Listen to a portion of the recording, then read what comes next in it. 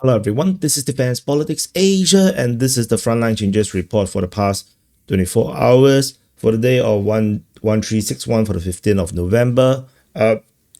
I saw a guy by Dr. Howard has sent me his spreadsheet for this the frontline changes that I have been reporting. I haven't go through it, but he has already done some mathematics to it. But anyway, I'm not yet done with the this trending thing. So when I get there, I get there.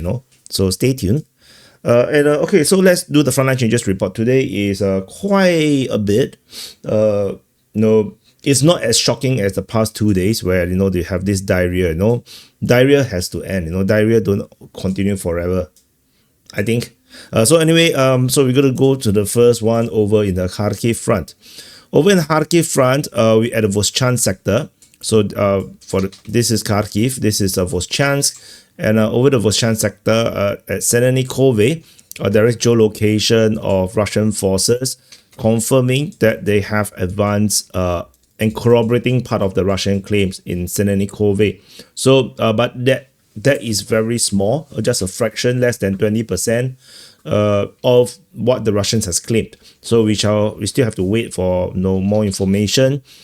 So the advance, as you can see, is around maybe 200 meters. So let's see how these continue to play out over in those chance. The next frontline change is over in Petropavlivka, over in the Kupyansk front. So this is Kupyansk city. In the eastern part of Petropavlivka, the Ukrainian mapping have updated the map to show a straightened front line like this. So they have claimed the advance in this sector. So yeah, I think it's not super significant, but it does make the front line look prettier. It's a straighter front line and makes more logical sense. But if you look very closely, it's just some tree lines and some open grounds, which doesn't really make much difference. So not very significant in terms of the substance of it, materially speaking. So after this, the next frontline change is over in Klebanbik, which is over in the Konstyantynivka front. So this is Konstyantynivka. Over in Klebanbik, there is update based on geolocation. So we have geolocation of Russian forces entering into Klebanbik in this sector here. So which means that the Russian forces, I draw a very simple triangle, trapezium, polygon thingy. Actually, I don't know what's that ship called anymore. So the Russian forces advance into Klebanbik. No, it's not very optimistic way of drawing. I could have drawn the whole of Klebanbik, but no. Yeah, we just put it as conservative as possible for now. As you wonder why I do not know what ship is that. You have to understand, you have to return what you learn to the teacher so that the teacher can spread it down to the next generation. If I just take and keep, then the teacher cannot teach. The people cannot learn anything. You have to be considerate to the next generation. You have to return it so that people can have it. We must share. Sharing is caring, you must understand. So after this, the next frontline change is over in Pokrovsk.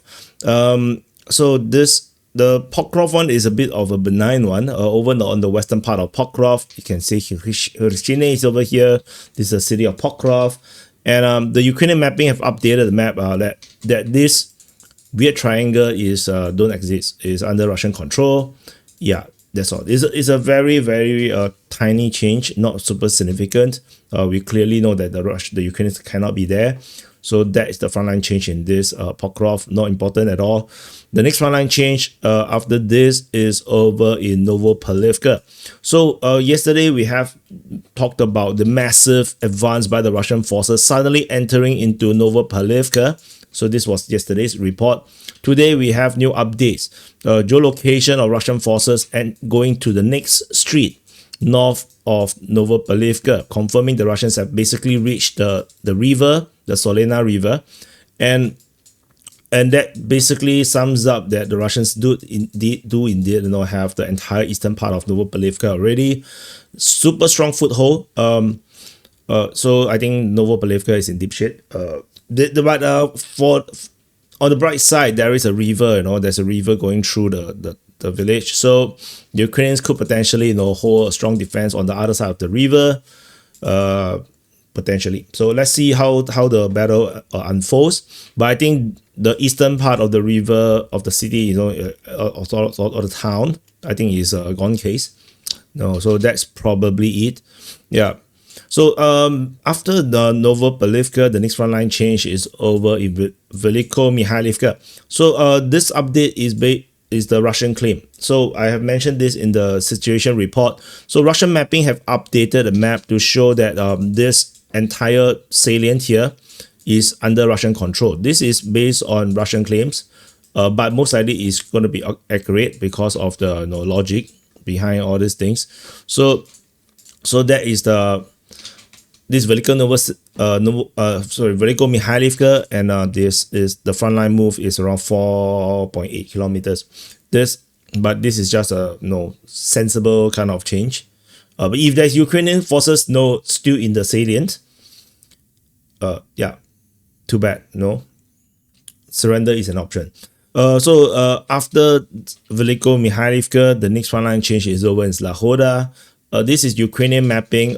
Deep State UA has considered that this place can't possibly have them. Yeah, I mean, how can you be here? Yeah, sensible change.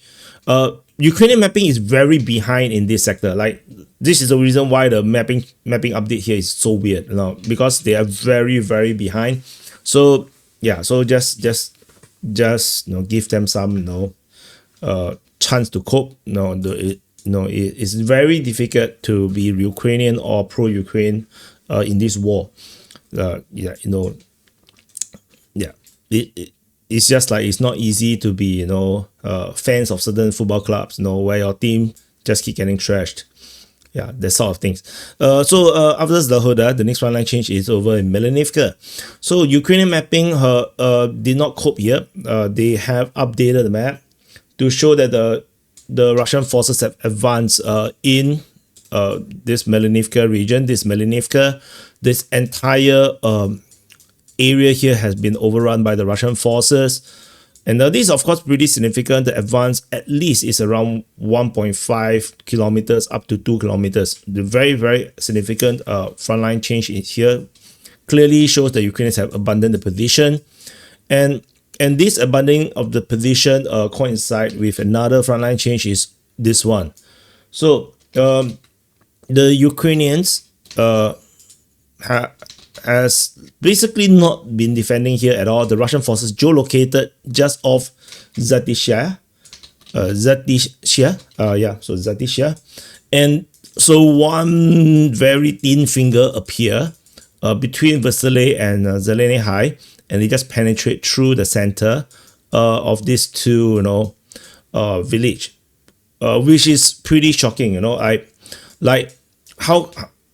How can the Russians not take the two village and just went straight for Zatishaya? Like this is super weird. Like, the Russians could potentially just attack into Zatishaya like that, and